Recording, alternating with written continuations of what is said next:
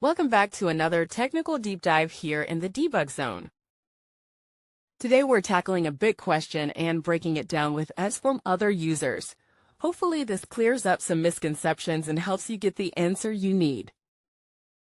So buckle up, stay a little curious, and let's jump right in.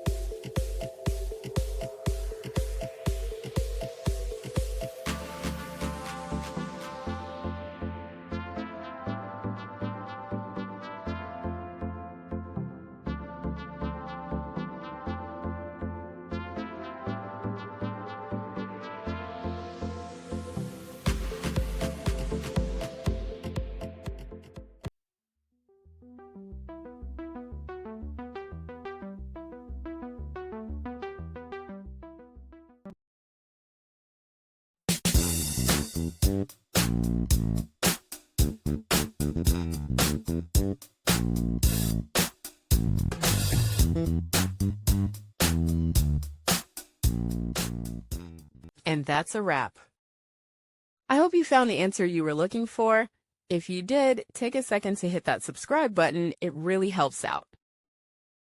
And let me know in the comments which solution worked best for you.